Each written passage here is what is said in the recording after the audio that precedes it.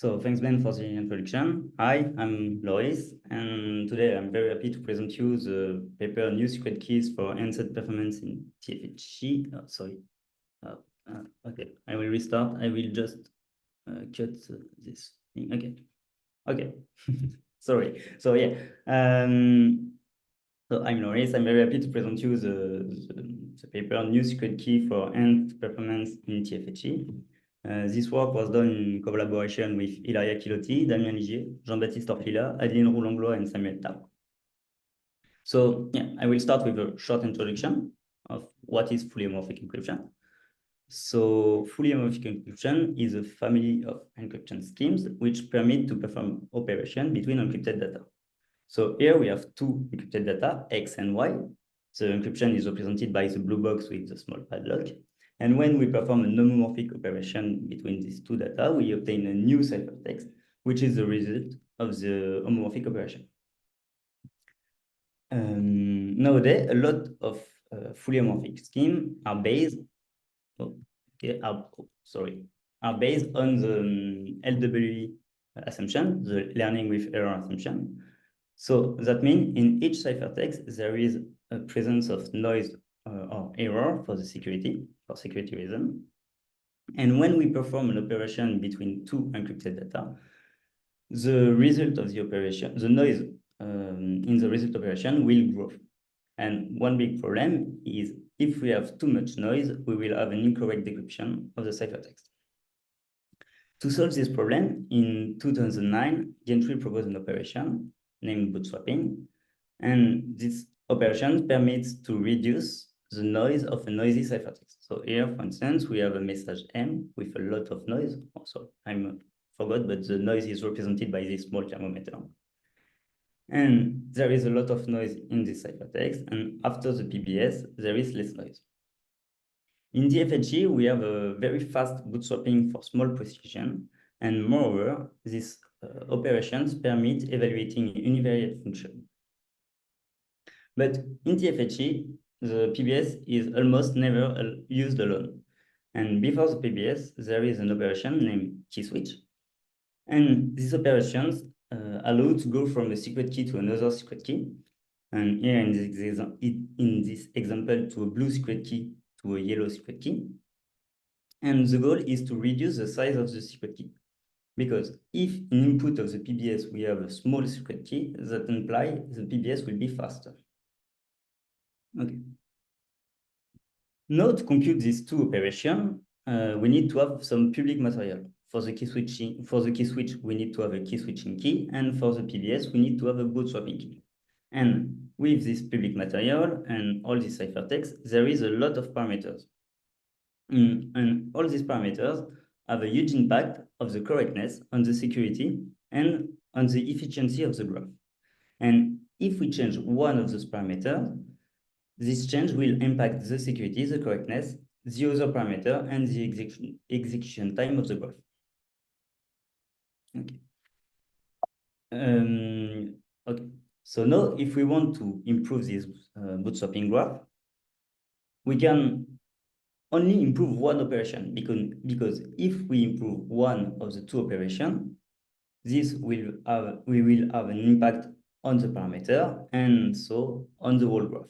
And to improve one operation, we can either improve the complexity of the operation or reduce the noise produced by this operation. Nowadays, a lot of work have already been done on the PBS. And on this talk, we mainly focus on the key switch.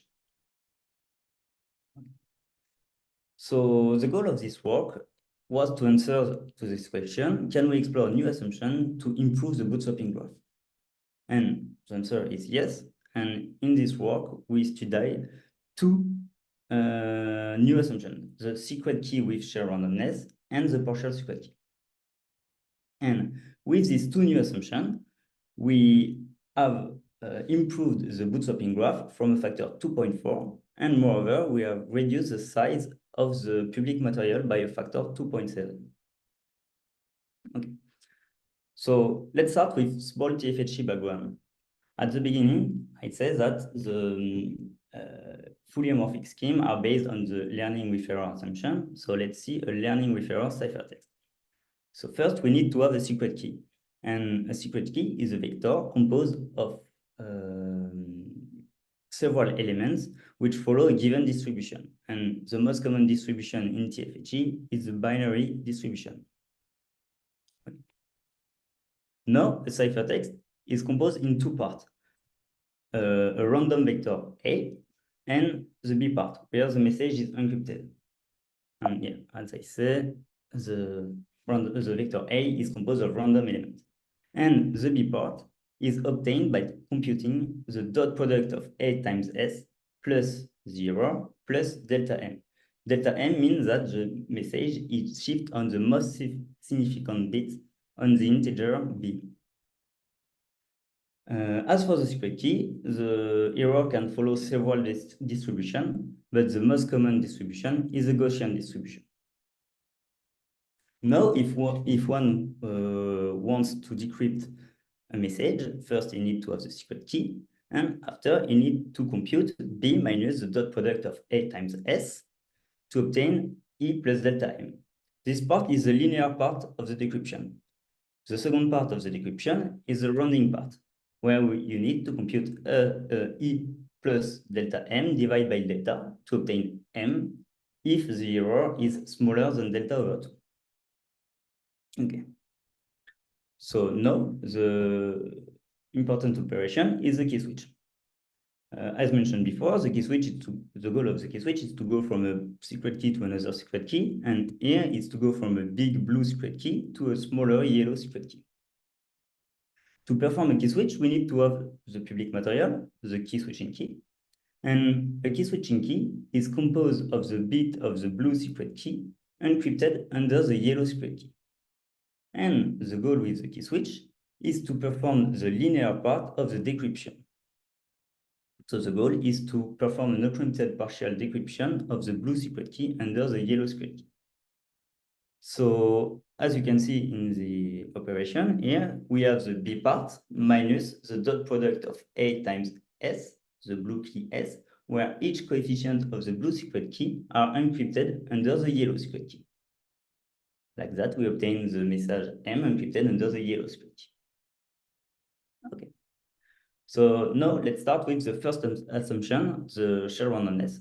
So let's take a look in the secret key with shell randomness. So here we have our key switch. And the goal with the shell randomness is to reuse the randomness of the smaller secret key to create the big secret key, the big blue secret key. So now, rather to have a big blue secret key and small yellow secret key, we have a big secret key composed of the blue part, of the yellow part, sorry, of the output secret key, plus a small blue secret key. As the dot product is a linear operation, we can split the vector A in two parts, such that we have A0 and A1, where A0 corresponds to the element multiplied by the yellow secret key, and A1 the element multiplied by the blue secret key. And now we can see that with the shell randomness, if we want to go from a big secret key to a yellow secret key, we only need to key switch the blue part of the secret key. So now, first, if we look the key switching key, that means we have a smaller key switching key because the first elements are already under the yellow secret key, and we only need to encrypt the blue part of the big secret key under the yellow secret key. And if we look more in detail on the operation, we see that the A0 parts are already under the yellow secret key, so we don't need to touch to this part, and we only need to perform the linear decryption of the A1 part on the A1 vector, so one which is encrypted with the blue secret key. Okay, so now let's compare the advantage of the shell randomness. So on the left, we have the classical key switch, and on the right, you have the key switch with shell randomness. And first, we have seen that the key switch, the classical key switch, is composed of n ciphertexts, so each element of the blue secret key, where the key switch with shared randomness is only composed of the blue part of the big secret key. So there is less coefficient in the key switching key. So as there is less coefficient, we need to compute less operation to perform the key switch. And at the end, we have a faster operation with less noise. Okay. But now we have this idea, but can we go further? And yeah, the answer is yes. And now we can perform the key switch in several steps. So by performing the key switch in several steps, that means we will have a balance between the cost and the noise of the key switch. And moreover, as we will have more operation, we will have more parameter choice for the operation. So, okay. The idea is still the same. We want to go from the blue secret key to the yellow secret key.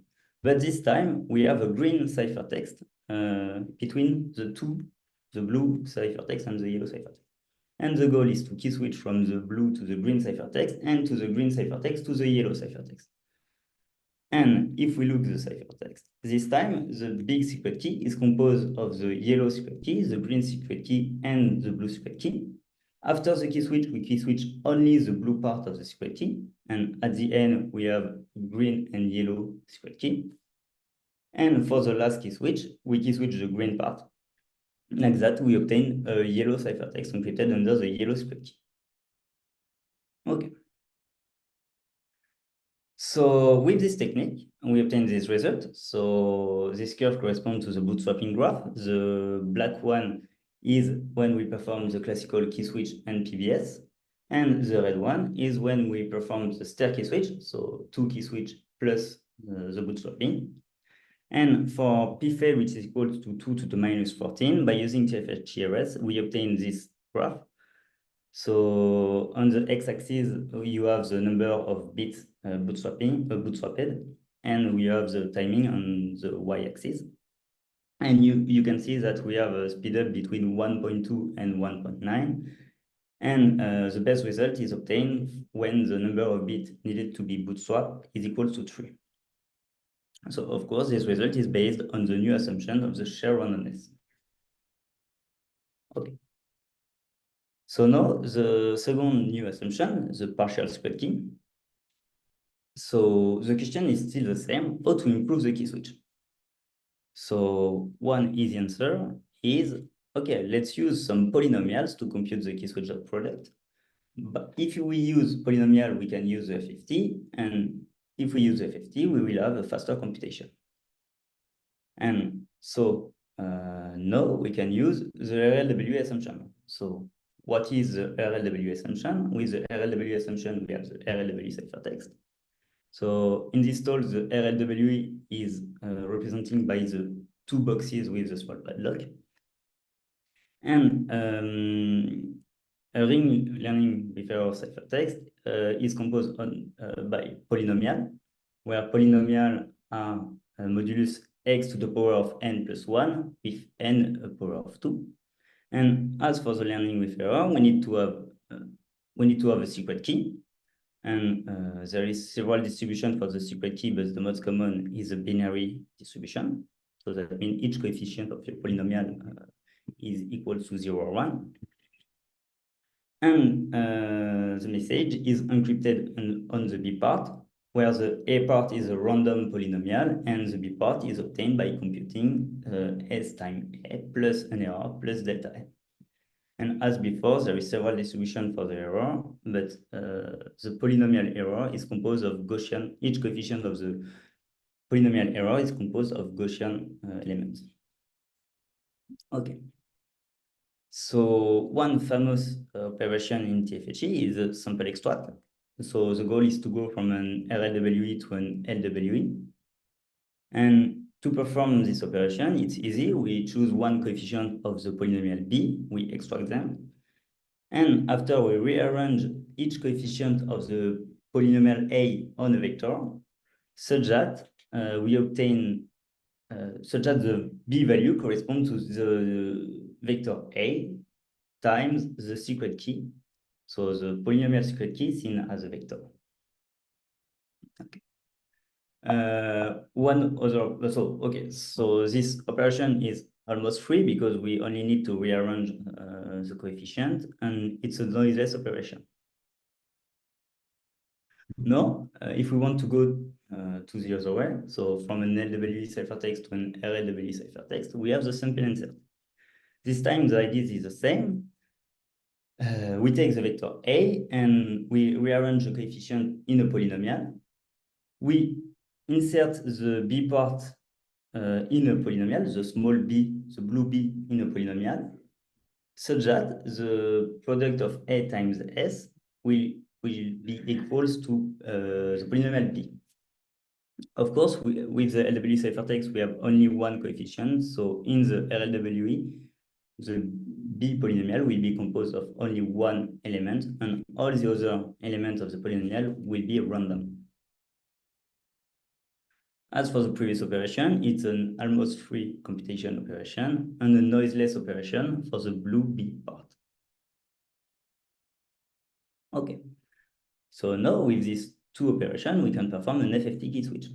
So first, now the key switching key is no more composed of several LWE, but on only one RLWE with the blue secret key seen as a polynomial. So we have our two ciphertexts. The first idea is to perform the sample insert to have an RLWE ciphertext. And as we have the key switching key as an RLWE ciphertext and the RLWE ciphertext, we can compute a key switch with polynomial, so by using the FFT. And after, we can perform the sample extract to retrieve this LWE ciphertext, the LWE ciphertext, the yellow LWE ciphertext. But there is a big problem with this technique. First, it's work only if the blue secret key is smaller than the yellow secret key. And moreover, for efficiency reason, we are limited to a polynomial of degree that is power of 2. Okay. So we have seen the RLWE ciphertext. We have seen that it is limited to polynomial degree that is a power of 2.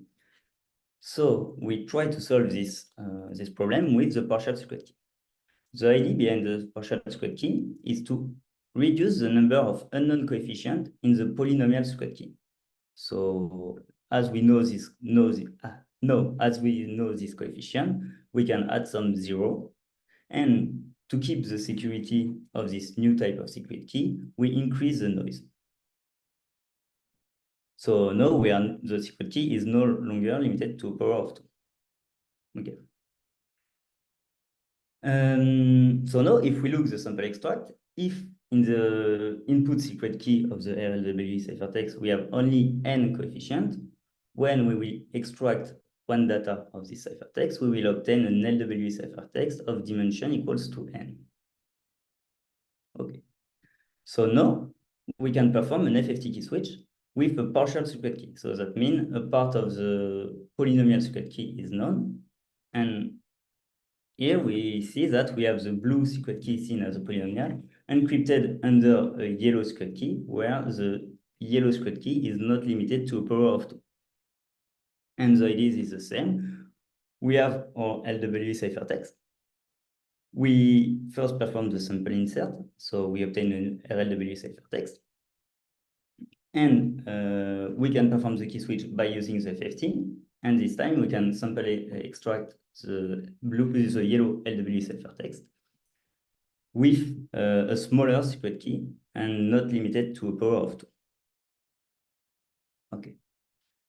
So the advantage of this new type of secret key is that we can use the FFT, so we have a better complexity. We have seen we have a smaller key switching key because we have only RLWE key switching key against several LWE ciphertext for the classical key switching key. Due to the non-zero in the secret key, we add less noise in the bootstrapping graph, and moreover, we have more parameter choice because we know we can choose how many zero we know.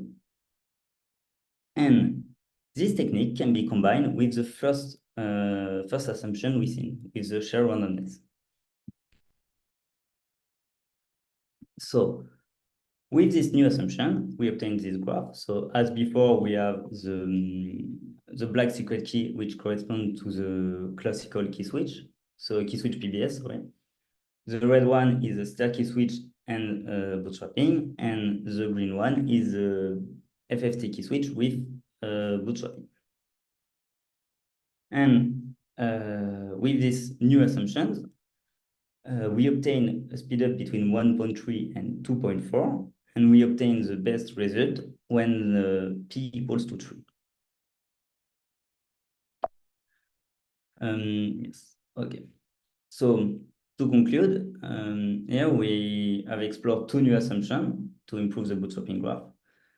We studied the partial secret key and the secret key with shared randomness. With these two new assumptions, we study a lot of novelties. We study new algorithm. We have done the noise analysis of this new assumption and the security analysis. For the practical result, with this new technique, we gain a speedup between 1.3 and 2.4, and we reduce the size of the public material between 1.5 and 2.7. So thank you. If you want to have more detail, you can find the paper on ePrint, and this paper will be presented at CCS in 2024. So thank you.